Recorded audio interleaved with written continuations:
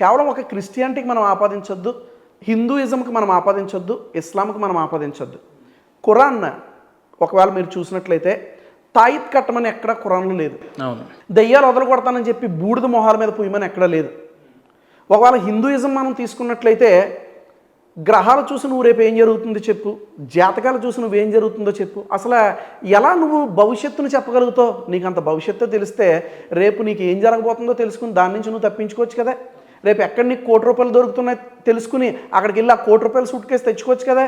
లేదు, అవేం నీకు తెలియదు, కానీ ఎదుటివాడి జాతకం చెప్తావు. మరికొంతమంది పాస్టర్లు, నేను ఒకరిని ఉద్దేశించి నేను చెప్పను, నూనె అమ్ముకునేవాడు ఒక ఆయన, కచ్చిఫ్లు అమ్ముకునేవాడు ఒక ఆయన, పండ్లు అమ్ముకునేవాడు ఒక ఆయన, ₹10 నూనె సీసాని 500కి ₹1,000కి అమ్మిన వారు ఉన్నారు. ₹7 ₹5 ఖరీదు చేసేటువంటి కచ్చీఫ్ 500కి అమ్ముకున్న వారు ఉన్నారు. ఒక డజన్ అరటిపళ్ళు ₹40కో ₹50కో బండి మీద అమ్మితే బేరమాడే నువ్వు పాస్టర్ గారి దగ్గరికి వెళ్ళి డజన్ అరటిపళ్ళు ₹1000 కొనుక్కుంటావు. ఈరోజు మతము అనే పేరట, విశ్వాసం అనే పేరట ప్రజలు మోసపోతూ ఉన్నారంటాను నేను.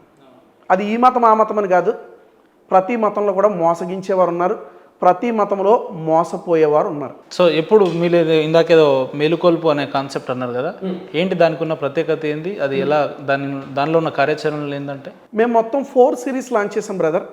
ఈ 4 సిరీస్లో ఒకటి ప్రశ్నిస్తాం. నువ్వు ప్రశ్నిస్తే మేము ప్రశ్నిస్తాం. నువ్వు ఏ మతమైనా, నువ్వు ఏ విశ్వాసమైనా, నువ్వు గనక బైబిల్ని అనవసరంగా ప్రశ్నిస్తే నేను నీ గ్రంథంలోది ప్రశ్నిస్తాను. నువ్వు గప్చిప్గా ఉండు, మేము కూడా మా పని మేము చేసుకుంటాం. రెండోది మేలుకొలుపుతాం. ఎవరు ప్రశ్నించినా, ఎవరు ప్రశ్నించకపోయినా, ఎవరు మా మత గ్రంథాన్ని అన్నా అనకపోయినా, ఎవరైతే నిద్ర వ్యవస్థలో ఉన్నారో అలాంటి విశ్వాసుల్ని, కేవలం క్రైస్తవులు మాత్రమే కాదు, సేవకుడు అంటే క్రైస్తవులకు మాత్రమే సేవకుడు కాదు, అందరికీ సేవకుడు. సో ఎవరైతే నిద్ర వ్యవస్థలో ఉన్నారో ఆధ్యాత్మికంగా వారిని మేలుకొలుపుతాం. మూఢాచారాల్లో, ఇంకా సూపర్స్టిషియస్ బిలీఫ్స్లో, ఇంకా రకరకాల నరబలు నమ్మేవారిని, లేకపోతే తాయితులు కట్టుకునేవారిని, గ్రహాలను చూసి మోసపోయేవారిని, ఇలాంటి వారందరినీ కూడా మేలుకొలుపుతాం. మూడోదిగా సత్యాన్ని ప్రకటిస్తాం. కొంతమంది సత్య సువార్త అనే పేరు చేత, కొంతమంది ధర్మ ప్రచారం అనే పేరు చేత వారు అసత్యాన్ని ప్రకటిస్తున్నారు. మేమైతే సత్యాన్ని ప్రకటిస్తూ ఉన్నాం. మూడోదిగా. నాలుగోదిగా అనవసరంగా గ్రంథాల జోలికి వస్తే నీ గ్రంథంలో ఏముందో నీకే బోధిస్తాం. మా గ్రంథంలో ఏముందో మీకు ఎట్లా తెలుస్తుంది? మీరు చదవరు, మీరు అనుసరించరు కదా బ్రదర్. మా గ్రంథాలలో ఎట్లుందో మీలాంటి వ్యక్తులకు ఎట్లా తెలుస్తా అంటే మీరు చదవరు, అనుసరించరు, వాటి మీద నమ్మకం లేనప్పుడు ఎందుకు చదవాల్సి వస్తుంది? నేను చదవకుండానే రామాయణం గురించి కోట్ చేశానే, నేను చదవకుండానే ఋగ్వేదము యజుర్వేదం నుంచి కోట్ చేశానే, నేను చదవకుండానే ఖురాన్ నుంచి కోట్ చేశానే. నాకు దేవుడు ఇచ్చినటువంటి పరిమితమైన జ్ఞానంలో ప్రతిదాన్ని కూడా నేను ఎప్పటికప్పుడు అధ్యయనం చేస్తూ ఉన్నాను. నేను అంటాను కదా, ఐఎమ్ ఎ లెర్నర్, నేర్చుకుంటూ ఉన్నాను, నేర్పుతూ ఉన్నాను. హైందత్వంలో కోట్ చేయడానికి ఏం మిస్టేక్స్ ఉన్నాయని అనుకుంటున్నారు మీరు? ఆ లెక్కన చూసుకుంటే బైబిలే మొత్తం మిస్టేక్స్ అని చెప్తాను నేను. మనం మిస్టేక్ల గురించి మాట్లాడుకునే కంటే అందులో ఉన్న సత్యాన్ని మనం మాట్లాడుకుంటే ఖచ్చితంగా ప్రతి ఒక్కరిని కూడా మేలుకొల్పగలుగుతాం. నేను మాత్రమే కాదు, యాజ్ ఏ మీడియా పర్సన్గా మీలాంటి వారు కూడా మేలుకొల్పాలి. హిందూ కాబట్టి హిందూనే మేలుకొలుపుతాను, పాస్టర్ని కాబట్టి క్రిస్టియన్నే మేలుకొలుపుతాను. కానీ కాదు, ఈరోజు సొసైటీని మనం మేలుకొల్పాలి.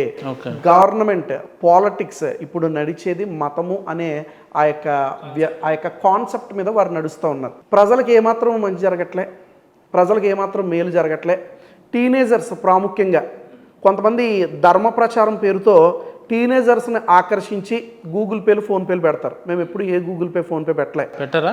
క్రైస్తవ్యాన్ని ప్రచారం చేస్తున్నామంటూ టీనేజర్స్ని ఆకర్షించుకుని వారు కూడా వారి యొక్క స్వార్థానికి వినియోగించుకుంటూ ఉన్నారు. కనుక ఇలాంటి వారి నుంచి టీనేజర్స్ని మనం మేలుకొలుపుదాం. ఇలాంటి వారి నుంచి కొంతమంది అమాయకమైన భక్తుల్ని మనం మేలుకొలుపుదాం. వీరి యొక్క ఉచ్చులో నుంచి వారిని మనం బయటకు తీసుకురాగలిగితే ఒక మంచి లౌకిక రాజ్యాన్ని మనం కట్టుకోగలుగుతాం.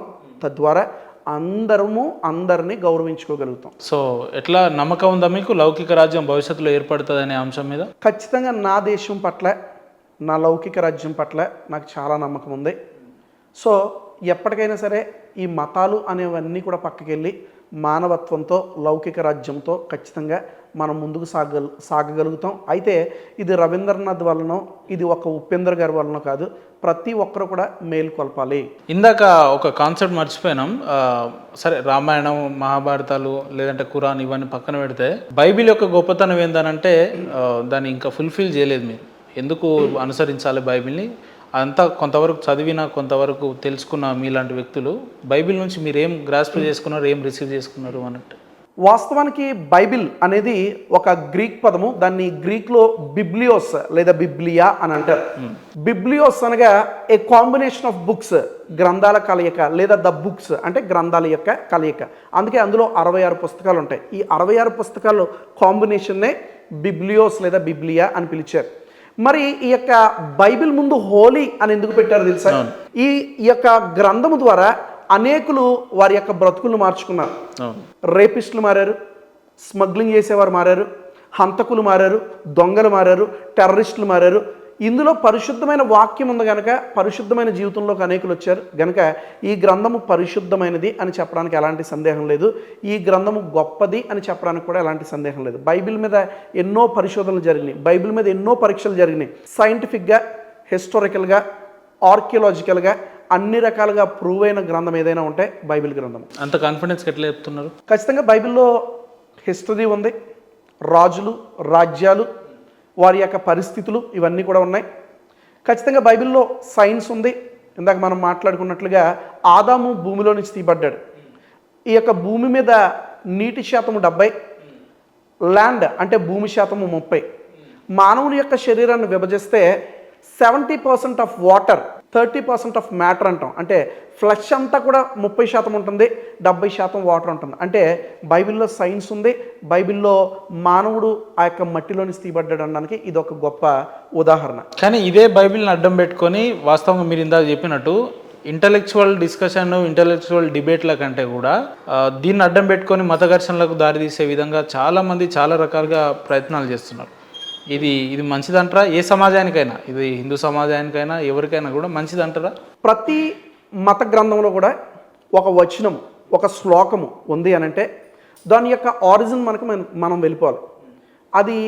అది ఏ సందర్భంలో రాయబడింది, కాంటెక్స్ట్ అంటాం. మేము థియాలజీ చదివిన మేము అందరం కూడా కాంటెక్స్ట్ అంటాం. అంటే సందర్భము. మీకు 2 పిల్లలు, ఇప్పుడు ఆ 2 పిల్లలు ఇక్కడికి వచ్చి గట్టిగా అరుస్తూ ఉంటే మీరు అంటారు కదా, మీరు అల్లరి చేస్తే తోలు తీస్తాను, మాట్లాడితే తోలు తీస్తాను. నేను అట్లా అన్నాను. సహజంగా ప్రతి తండ్రి అలాగే అంటాడు. నేను అట్లా అన్నాను. సరే మీరు అనకపోవచ్చు. ఏదైనా ఒక తల్లి, ఏదైనా ఒక తండ్రి ఒక సీరియస్ డిస్కషన్ జరుగుతున్నప్పుడు ఆ పిల్లల్ని వారు అంటారు, మాట్లాడేవంటే నిన్ను కొడతాను అని అంటారు. ఇప్పుడు అదే పాప స్కూల్కి వెళ్ళిన తర్వాత టీచర్ అడుగుతుంది, A+B² చెప్పు అని అడుగుతుంది. మా నాన్నగారు మాట్లాడితే కొడతాను అన్నారండి అని అన్నది అనుకోండి, ఆ కాంటెక్స్ట్లో ఖచ్చితంగా వీపు పగిలిపోద్ది ఆ పాపకి లేదా ఆ బాబుకి. ఎందుకనంటే కాంటెక్స్ట్ అనేది చాలా ముఖ్యం. ఇక్కడున్న కాంటెక్స్ట్ అక్కడ ఆపాదించడానికి కుదరదు. ఇక్కడున్న కాంటెక్స్ట్ని అక్కడ మనము ఆచరిస్తామంటే కుదరదు. కాంటెక్స్ట్ ఏంటో తెలుసుకోవాలి, ఆ యొక్క ఆరిజిన్ ఏంటో తెలుసుకోవాలి. తద్వారా అప్పుడు మనం ఎలా ఆపాదించాలో అది మనం తెలుసుకోగలుగుతాం. ఇప్పుడు మీ ఇంటికి ఎవరైనా హిందూ మిత్రులు కానీ లేదంటే ఇతర మతస్థులకు సంబంధించిన వాళ్ళు కానీ వస్తే మీరు సాధారణంగా ఆహ్వానిస్తారా, ఆతిథ్యం ఇస్తారా వాళ్ళకు? ఖచ్చితంగా మా ఇంటికి ఎవరు వచ్చినా, రేపు మీరే వచ్చినా మా ఇంట్లో ఖచ్చితంగా మీకు ఆతిథ్యం ఉంటుంది. మీకు ఏది నచ్చితే అది పెట్టడానికి నేను సిద్ధం. మీరలా హిందూ మిత్రుల ఇంటికి వెళ్ళగలుగుతారా? వాళ్ళు స్వీకరించిన ఆతిథ్యం స్వీకరిస్తారా? ఖచ్చితంగా నేను హిందూ మిత్రుల దగ్గరికి వెళ్తాను. ఇన్ఫ్యాక్ట్ వెరీ రీసెంట్గా నా ఫ్రెండ్ పెళ్లి జరిగితే అది ఒక హిందూ పెళ్లి, అక్కడికి వెళ్ళాను, నేను అక్కడ భోంచేశాను. భోంచేశారు? అవును. ఓకే. ఇప్పుడు మీరు క్రిస్మస్, డిసెంబర్లో క్రిస్మస్ చేసుకుంటారు, కేక్స్ అని అవన్నీ ఇస్తారు, ఇన్వైట్ చేస్తారు, మెనీ ఆఫ్ ద ఫ్రెండ్స్ వస్తారు. సో మీరు ఇచ్చే కేక్స్ ఇతర మతస్థులు తిన్నప్పుడు ఇతర మతస్థుల దగ్గర విగ్రహాల దగ్గర ప్రసాద రూపంలో పెట్టిన పదార్థాలని తినడానికి ఎందుకు సంకోచిస్తారు క్రిస్టియన్స్ అని అంటే? దీనికి ఇవ్వాల్సినటువంటి క్లారిటీ, మొదటిగా తిను పదార్థం వేరు, విగ్రహార్పితమైన ప్రసాదం వేరు. తిను పదార్థము మీరు ఏది పెట్టినా నేను తినడానికి సిద్ధమే. ఏది పెట్టినానంటే అది నా యొక్క బౌండరీస్కి సరైనదైతే ఖచ్చితంగా తిను పదార్థం ఏదైనా నేను తింటాను. ఏదైనా ఒక చేదు తెచ్చి నన్ను తినమంటే నేను తినలేనేమో, కానీ ఒక స్వీట్ తెచ్చి తినమంటే నేను ఖచ్చితంగా తినగలుగుతాను. తిను పదార్థం ఏదైనా తినడానికి నేను సిద్ధమే. కానీ విగ్రహార్పితమైనది బైబిల్ చాలా ఖచ్చితంగా ఖండిస్తూ ఉంది. విగ్రహానికి అర్పించింది ఏది కూడా మీరు తినొద్దని బైబిల్లో స్పష్టంగా. విగ్రహాలకు అర్పించింది ఏది తినరు మీరు? విగ్రహానికి ఇచ్చింది ఏది కూడా, విగ్రహాలకు అర్పించింది ఏది తినరు, ఏది కూడా తినకూడదు. రైట్. మాకు ఊర్లో నాకు ఒక 7-8 ఎకరాల వ్యవసాయం ఉంది. వరేస్తాం మేము. ఆ వరి కోసే ముందు మా అమ్మ నాన్న ఇద్దరు కలిసి ఇంత మోతాదులో మొదటగా వరి కట్ చేసి అక్కడ ఎల్లమ్మ దగ్గర పెడతాం. లేదంటే పోచమ్మ దగ్గర పెడతాం. అంటే దాని అర్థం ఏంటి? మేము వరి కోసే ముందు కొంతవరకు దేవుళ్ళకు అర్పితం చేసినట్టే కదా. మరి ఆ లెక్కను చూస్తే మరి మీరు ఆ వరి నుంచి వచ్చిన ధాన్యాన్ని అంతా మీరు తినొద్దు కదా రైస్ రూపంలో, ఎందుకు తింటున్నారు అంటే? మీరు గుడిలో ఇంకొకటి, ఇందాక ఒక ఉదాహరణ, నేను పెళ్ళికి వెళ్ళినా, మా మిత్రుని పెళ్ళికి వెళ్ళినా, నేను భోజనం చేసిన అన్నారు. హైందవ సోదరుడు పెళ్లి చేసుకున్నా కూడా మొదటగా వారి పెళ్లిలో దేవుళ్ళకు అర్పించిన ఏటపోతులేక వస్తారు, పొట్టెళ్ళైనా ఏదైనా కూడా. అంటే అందులో కూడా మీరు మరి దేవునికి అర్పించినట్టే కదా, అవి ఎట్లా తిన్నారు మరి? బ్రదర్, మీరు అనేక క్వశ్చన్స్ వేశారు, ఒక్కొక్కటిగా నేను జవాబు చెప్పాలని ఆశపడుతున్నాను. నెంబర్ 1, తిను పదార్థం వేరు, ప్రసాదం వేరు. ప్రసాదం అనేది విగ్రహానికి అర్పించినటువంటిది. ఈ యొక్క ప్రసాదం గురించి బైబిల్ ఏం చెప్తుందంటే, తిను పదార్థం ప్రసాదం వేరు వేరు కదా, రెండు ఒకటే. తిను పదార్థం వేరు, ప్రసాదం వేరు. ఖచ్చితంగా ఏ తిను పదార్థము ప్రసాదం కాలేదు, ఏ ప్రసాదము కూడా సాధారణమైన తిను పదార్థం కాలేదు. చెప్పండి. ఇప్పుడు బైబిల్ అలాగే హిందూ ధర్మశాస్త్రాలు ఏమని చెప్తా ఉన్నాయని అంటే కనుక, ప్రసాదము అనేది విగ్రహారాధనలో ఒక భాగము. ఈ యొక్క ప్రసాదము తినడం ద్వారా నేను అంటే ఎవరైతే ఇతర మతస్థులో లేకపోతే ఎవరైతే హిందూ సహోదరులే ఉన్నారో, ఆ ప్రసాదం తినేటువంటి వ్యక్తి విగ్రహారాధనలో డైరెక్ట్గా వెళ్ళి ఆయన పూజ చేసి ఆ యొక్క పళ్ళెం పట్టుకుని పూజ చేయక్కర్లే. ఎప్పుడైతే ఈ ప్రసాదం తిన్నాడో ఆ యొక్క విగ్రహారాధనలో ఇతడు పాలిభాగస్తుడు, లేదా ఆ యొక్క విగ్రహారాధనతో ఇతను ఏకీభవించినట్టు. ప్రసాదం ఎందుకు తింటారు హిందువులు అనేది చాలా ప్రాముఖ్యం. ఆరిజిన్లోకి మనం వెళ్ళిపోదాం. ప్రసాదము హిందువులు తినడానికి గల కారణము, ఆరాధన అనంతరం తింటారు, ఆరాధనకు ముందు తింటారు. కారణం ఏంటో తెలుసా బ్రదర్? ఈ యొక్క ప్రసాదము ద్వారా నాకు ఆశీర్వాదం కలుగుతుందని అందులో ఉన్నటువంటి నమ్మకం. నెంబర్ 2, ప్రాముఖ్యంగా మీరు ఇక్కడ జాగ్రత్తగా వినాలి. ప్రసాదం తినే ప్రతి వ్యక్తి యొక్క విశ్వాసం ఏంటో తెలుసా? ఈ ప్రసాదం నాకు రక్షణ ఇస్తుంది అని వారు నమ్ముతున్నారు. ఈ యొక్క మాట నేను చెప్తుంది కాదు, భగవద్గీతలో శ్రీకృష్ణుడే డైరెక్ట్గా ఆయన కోట్ చేస్తూ ఉన్నాడు. 3వ అధ్యాయము 13వ శ్లోకంలో భగవద్గీతలో రాయబడి ఉంది, ఎవరైతే ఒక వ్యక్తి విగ్రహానికి అర్పించింది అతను తింటాడో, అతను దేవుని యందు విశ్వాసం ఉంచుతున్నాడు కనుక అతని యొక్క పాపాలు తొలగించబడతాయి, అతను రక్షించబడతాడనేది హైందవుల యొక్క విశ్వాసం. చాలామందికి ప్రసాదం ఎందుకు తింటారో తెలియదు, వారు తినేస్తారు. వారి యొక్క విశ్వాసం ఏంటంటే, 1 ఆశీర్వదించబడతాం, 2 రక్షణ కలుగుతుంది. బైబిల్ ఏమని చెప్తా ఉందంటే కనుక, నా ద్వారా తప్ప మీరు ఏ రీతిగా కూడా రక్షణ పొందరు. అంటే ఒక క్రైస్తవుడు ప్రసాదం తినడం ద్వారా, ఒక క్రైస్తవుడు ప్రసాదం అంగీకరించడం ద్వారా, ఈ దేవుడు మాత్రమే కాదు ఆ దేవుడు కూడా ఉన్నాడు, ఈ దేవుడు మాత్రమే రక్షించడం కాదు ఆ దేవుడు కూడా రక్షిస్తాడు, ఈ దేవుడు మాత్రమే ఆశీర్వదించడం కాదు ఆ దేవుడు కూడా ఆశీర్వదిస్తాడని ఆ యొక్క క్రైస్తవుడు, ఆ యొక్క ముస్లిం లేదా ఆ ప్రసాదము తినేటువంటి వ్యక్తి అతడు అంగీకరించినట్టే. గనుక ప్రసాదము తినడానికి చాలామంది క్రైస్తవులు ఎందుకు అంగీకరించారంటే, కేవలము యేసుక్రీస్తు మాత్రమే రక్షకుడని మేము నమ్ముతాం, అది మా విశ్వాసము. ప్రసాదము తినము అని చాలామంది చాలా ఖండితంగా కొంచెం హర్ట్ అయ్యే విధంగా చెప్తూ ఉంటారు. అలా చెప్పాల్సిన అవసరం లేదు. చాలామంది నన్ను కూడా ప్రసాదం తినమని అడిగినప్పుడు, బ్రదర్ నేను తినలేనండి, ఐఎమ్ సారీ అని నేను చాలా చక్కగా దాన్ని తిరస్కరిస్తాను. ఎందుకు అని అంటే, నా బైబిల్ చెప్తుంది బ్రదర్ తినొద్దని. ఇంత ఎక్స్ప్లెనేషన్ ఈరోజు స్టూడియోలో ఇవ్వడానికి గల కారణము మా క్రైస్తవ సహోదరులు తెలుసుకోవాలి, నా హిందూ సహోదరులు తెలుసుకోవాలి. ప్రసాదం ఎందుకు తింటున్నారో చాలామంది హిందువులకి తెలియదు. బహుశా ఇప్పుడు వింటున్న మీకు కూడా కొంతవరకు క్లారిటీ ఉండొచ్చు, కొంతవరకు లేకపోవచ్చు. సో ప్రసాదం తినకపోవడానికి గల ప్రాముఖ్యమైన కారణము ఇదే. అంటే ప్రసాదంలో ఏముంటుందని, అంటే ఇప్పుడు నేను ప్రసాదంలో నేను లేను, లేదంటే దేవుడు నేను ఒక్కడిని అని చెప్పి యేసుక్రీస్తు చెప్తారని చెప్తున్నాను. అంటే ఇతర మతస్థులు లేదంటే ఇతర సోదరులు చేసిన ప్రసాదం తింటే మీకు వచ్చే ఇబ్బంది ఏందంటున్నా. అందుకే ప్రభు వాక్యము ఏమంటుందంటే కనుక, ప్రతిదీ మీరు ఏం ఫాలో అయినా ప్రభు వాక్యంతో ఫాలో అవుతారా? ఖచ్చితంగా ప్రభు వాక్యంతో. ఖచ్చితంగా. మరి ఆ లెక్కను చూసుకుంటే బైబిల్ని నమ్మే వ్యక్తులంతా కూడా తప్పుదోవ పట్టాల్సినంత అవసరం లేదు కదా. మరి ఈరోజు ఆ పరిస్థితి లేదే. మనందరము కూడా పాప స్వభావం కలిగిన వారు. ఇది ఒక మత గ్రంథం చెప్పట్లేదు, ప్రతి మత గ్రంథం కూడా చెప్తాం, ప్రతి దాంట్లో ఉంటుంది. దేవుని వాక్యం అంటా ఉంది బైబిల్లో, నీతిమంతుడు లేడు ఒక్కడునూ లేడు. అంటే ఒక్కరు కూడా నీతిమంతులు లేరు, ప్రతి ఒక్కరు కూడా పాపాత్ములే. యజ్ఞవల్క్య స్మృతిలో యజ్ఞవల్కుడు అనే ఒక ఆయన యజ్ఞవల్క్య స్మృతి రాశాడు. అందులో ఆయన అంటాడు కదా, మనుస్మృతిలో కూడా ఈ మాట ఉంటుంది, యదాహ్నాత్ కురితే పాపం తదాహ్నాత్ ప్రతిమృత్యుతే.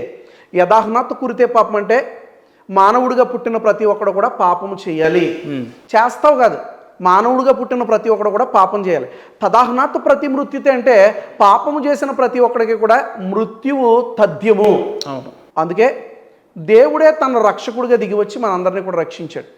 కనుక మన అందరం కూడా పాపాత్ములమే, ఇందులో ఎలాంటి సందేహం లేదు. ఒక ఆయన గురించి అందుకే నేను జ్ఞాపకం చేశాను.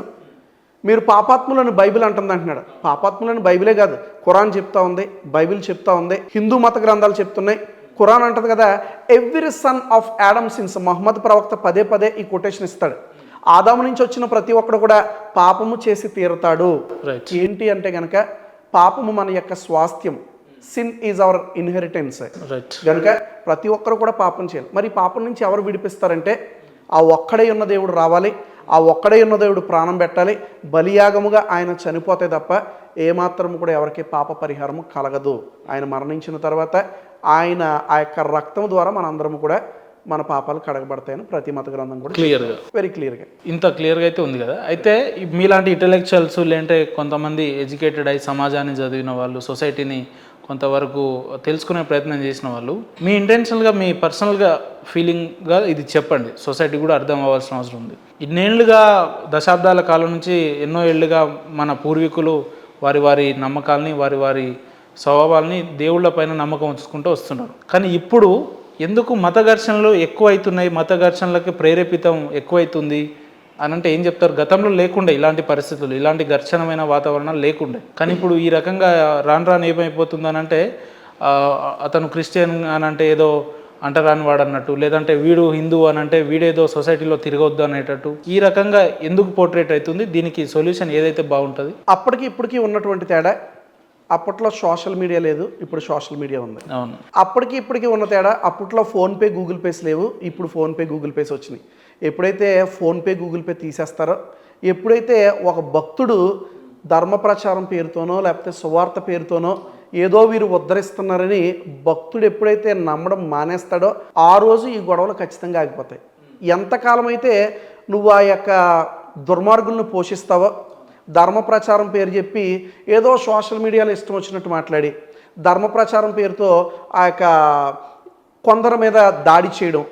ఆయన ఎవరో దేశభక్తి అంటే అనుకుంటున్నాడు, మైసూర్ పాక్లో పాక్ తీసేస్తే దేశభక్తి అనుకుంటున్నాడు. ఏంటంటే పాకిస్తాన్ పాక్ కనుక ఆయన మైసూర్ పాక్ అంటే పాకము అని కూడా తెలియనాడు దేశభక్తుడు. సో ఎప్పుడైతే ఈ యొక్క ధనము ట్రాన్సాక్షన్స్ ఆగిపోతాయో ధర్మ ప్రచారం ఆగిపోద్ది, సువార్త కూడా చాలామంది తగ్గిపోతారు. ఎందుకనంటే కొందరు డబ్బుల కోసమే సేవ చేయడానికి పాస్టర్ అనేటువంటి ట్యాగ్ లైన్ తగిలించుకోవడానికి గల కారణం ఏంటంటే ఎలాంటి చదువు అక్కర్లేదు, ఎలాంటి డిగ్రీ అవసరం లేదు. అయ్యా నీకు ఎవరు ట్రైనింగ్ ఇచ్చారంటే నాకు దేవుడే ట్రైనింగ్ ఇచ్చాడు అంటున్నారు. ట్రైనింగ్ ఎందుకు అని తిరిగి ప్రశ్నిస్తూ ఉన్నారు. నేను అంటాను కదా, ట్రైనింగ్ అవసరం అంటారా? పాస్టర్కి పాస్టర్ అవ్వాలంటే ట్రైనింగ్ తీసుకోవాలన్నా, చాలా మందికి తెలియదు ఇది. ఖచ్చితంగా తీసుకోవాలి అని రూల్ ఏం లేదు, కానీ తీసుకోవడం వల్ల చాలా మంచిది. ఓకే. తీసుకున్నట్టు ద్వారా మనం ఏం మాట్లాడాలి, ఏం మాట్లాడకూడదు, ఎందుకు మాట్లాడాలి, ఎందుకు మాట్లాడకూడదు, ఎంత మాట్లాడాలి, ఎంత మాట్లాడకూడదు అనేది మనకు కొన్ని తెలుస్తూ ఉంటాయి. కొంతమంది హిందూ దేవీ దేవతలను దూషించడానికి కారణం ట్రైనింగ్ లేకపోవడం. కొంతమంది ఈ స్వస్థతలు ఏవో జరిగిపోతాయని కచ్చీఫ్లు నూనెలు అమ్ముకోవడానికి, పండ్లు అమ్ముకోవడానికి కారణము ట్రైనింగ్ లేకపోవడం. ఎవరయ్యా నీకు ట్రైనింగ్ ఇచ్చారంటే నాకు దేవుడే ట్రైనింగ్ ఇచ్చారంటున్నారు కొంతమంది. నేను ఒక మాట చెప్పాలనుకుంటున్నాను, బైబిల్లో ప్రతి భక్తుడు కూడా ట్రైనింగ్ తీసుకున్నవాడే. కొందరు కొద్ది రోజులు తీసుకున్నారు, కొందరు కొద్ది నెలలు తీసుకున్నారు, కొందరు కొన్ని సంవత్సరాలు తీసుకున్నారు. చివరికి ప్రభువైన యేసుక్రీస్తు కూడా తన 12వ ఏట నుండి 30వ సంవత్సరం వరకు ఆయన ఎక్కడున్నాడో కనబడలే. నేను అంటాను కదా ఆయన ట్రైనింగ్ తీసుకున్నాడు అంటాను. మోషే 120 సంవత్సరాలు బ్రతికితే మొదటి 39.5 సంవత్సరాలు ఆయన ఐగుప్తులో గడిపాడు. ఓకే. చివరి 40 సంవత్సరాలు ఆయన ప్రజలని ఆ యొక్క అరణ్యంలో నడిపించాడు. ఆ మధ్యలో 40 సంవత్సరాలు ఆయన దేవునితో ట్రైనింగ్ అయ్యాడు. శిష్యులు 3.5 సంవత్సరాలు యేసుక్రీస్తుతో తిరగడానికి గల కారణం వారు ట్రైనింగ్ తీసుకున్నారు. సేవకులందరిలో, యాజకులందరిలో గొప్పవాడైన సమూయేలు, ఆయన ఈ ఏలీ దగ్గర ట్రైనింగ్ తీసుకున్నాడు. ఇలా చెప్పమంటే ప్రతి సేవకుడు ఎంతకాలం ఎవరి దగ్గర ట్రైనింగ్ తీసుకున్నాడో నా దగ్గర ఒక నోట్స్ ఉంది, నేను ఇవ్వగలుగుతాను. ప్రతి ఒక్కరూ కూడా బైబిల్లో కొన్ని రోజులు, కొన్ని నెలలో, కొన్ని సంవత్సరాలు వారు ట్రైనింగ్ అయిన తర్వాతే దేవుని యొక్క పరిచర్లోకి వచ్చారు. అందుకే ఆ రోజు సేవకులు కష్టాలు వచ్చినా, శ్రమలు వచ్చినా, ఎన్ని బాధలు కలిగినా, అన్నమున్నా లేకపోయినా, రాజులు చంపుతానన్నా బెదిరించినా వారు పరిచర్య ఆపలే. ఈరోజు సరిగ్గా మీరు 2 కేకలు వేసారనుకోండి, చర్చ్ మూసే అనగానే చర్చ్ మూసేస్తారు. కారణం ఏంటి? ట్రైనింగ్ లేకపోవడమే. వాళ్ళలో నిజాయితీ చాలా తక్కువ ఉండడం వల్లనే. నిజాయితీ తక్కువ అని నేను చెప్పను, కానీ దేవుని గురించి కొంత ట్రైనింగ్ అయితే ఎక్కడ ఏం చేయాలనేది మనకు బాగా తెలుస్తుంది. కానీ అసలు పాస్టర్కి లేదంటే సామాన్య ఒక దైవజనుడికి అతని దగ్గర ఉన్నదేంటి ఇతని దగ్గర లేనిదేనంటే ప్రతి ఒక్కరు ఇప్పుడు మీరు చూస్తున్నారు ఒక బ్లెజర్ వేసుకొని నేను పాస్టర్ అని చెప్పి వచ్చేస్తున్నాడు. అసలు ఎవరు పాస్టరు, ఎవరిని నమ్మాలి, ఎవరు నిజమైన పాస్టర్లు అంటే అది మనము ఖచ్చితంగా విశ్వాసులకే వదిలేయాలి. ఎందుకనంటే బ్రదర్, ఈరోజు ఒక పేరు చెప్పి మీరు పదే పదే ఒక పేరు ఇందాక నుంచి అంటూ ఉన్నారు. ఆయన ఒక్కడే దొంగ అని మీ ఉద్దేశమా, లేకపోతే నా ఉద్దేశమో కాదు. ఓకే, చాలామంది దొంగలు ఉన్నారు. ఒక ఉదాహరణ చెప్పాలనేది మీ యొక్క ఆలోచన. మీకు తెలిసిన పేరు ఒకటి చెప్తా ఉన్నారు, కానీ చాలామంది దొంగలు ఉన్నారు. చాలామంది దొంగలు ఉన్నారు. నీకేదో జరిగిపోతుంది అని కొంతమంది, దేవుడు నీతో మాట్లాడమన్నాడు అని చెప్పేవారు కొంతమంది, నూనె బాటిల్ అమ్ముకునేవారు కొంతమంది, కర్చీఫ్లు అమ్ముకునేవారు కొంతమంది, పడగొట్టేవారు కొంతమంది. నేను అంటాను కదా, యేసుక్రీస్తు ఎన్నడూ ఎవరిని పడగొట్టలే, ఆయన పడిన వారిని లేవనెత్తాడు. ఓకే. సో ఇప్పుడు పాస్టర్లు పడగొడుతున్నారు, యేసుక్రీస్తు ఎవరిని పడగొట్టలే. ఓకే, ఇప్పుడున్న యంగర్ జనరేషన్కి యాజ్ ఏ ఇంటలెక్చువల్ పాస్టర్గా ఒక మంచి సందేశాన్ని ఇవ్వాలి త్రూ అవర్ ఛానల్ అని అంటే వ్యూవర్స్కి ఏం చెప్తారు మీరు? దేవుని పరిచయకు వచ్చే ముందు 1కి 10 సార్లు మీరు చెక్ చేసుకుని రావాలి అనే సందేశాన్ని ఇస్తాను. నెంబర్ 2, మీరు మంచిగా ట్రైనింగ్ తీసుకుంటే మంచిదే. ట్రైనింగ్ లేకపోతే మేము సేవ చేయొద్దంటే ఖచ్చితంగా చేయి, కానీ దేవుని పిలుపు ఉండాలి. చాలామంది దేవుని పిలుపు లేకుండానే వస్తున్నారు. ఫాదర్ ఫోర్స్ చేస్తేనో, తండ్రి పాస్టర్ అయితే ఖచ్చితంగా నేను పాస్టర్ అవ్వాలి అన్నట్లుగా ఆ తండ్రి ఫోర్స్ చేయడము, వీళ్ళు రావడము, అదేదో వాళ్ళ జన్మ హక్కు ఖచ్చితంగా దీన్ని నెపోటిజం అంటాం. నెపోటిజం. మీరు యాంకర్ కనుక మీ అబ్బాయి కూడా యాంకర్ అవ్వాలి, నేను పాస్టర్ కనుక నా కుమారుడు కూడా పాస్టర్ అవ్వాలి, ఈ యాక్టర్ కొడుకు యాక్టర్ అయినట్టుగా, డాక్టర్ కొడుకు డాక్టర్ అయినట్టుగా. ఇది పాస్టర్ కొడుకు పాస్టర్ అవ్వడానికి వీల్లేదు. ఎందుకనంటే అది శరీర సంబంధమైనది, ఇది ఆధ్యాత్మికమైనది. ఒక డాక్టర్ ఒక మనిషినే చంపగలడేమో, ఒక యాక్టర్ తనకి సరిగ్గా యాక్టింగ్ రాకపోతే కూర్చున్న ఆడియన్స్ని మెప్పించలేడేమో, కానీ ఒక ఆధ్యాత్మిక గురువు ఒక్క పదము తప్పు పలికితే దేశం మొత్తం కూడా అల్లర్లు చెలరేగేటువంటి అవకాశం ఉంది. కనుక నువ్వు పాస్టర్ కొడుకు అయినంత మాత్రాన పాస్టర్ అవ్వాలని లేదు, నువ్వు పాస్టర్ ఇంట్లో పుట్టావు కాబట్టి పాస్టర్ అయిపోవాలని లేదు. ఒకవేళ దేవుని పిలుపు నీకు ఉంటే నిన్ను పాస్టర్ అవ్వకుండా ఏ ఒక్కరు కూడా ఆపలేరు. ఎనీవే, రైట్ బ్రదర్, అడగంగానే మా స్టూడియోకి వచ్చి ఇంత టైంని కేటాయించారు. దాదాపు చాలా మటుకు నాకు తెలియని విషయాలు కూడా మీ ఇంటర్వ్యూ ద్వారా నేను ఇంతసేపు కొంతవరకు నేర్చుకున్నా.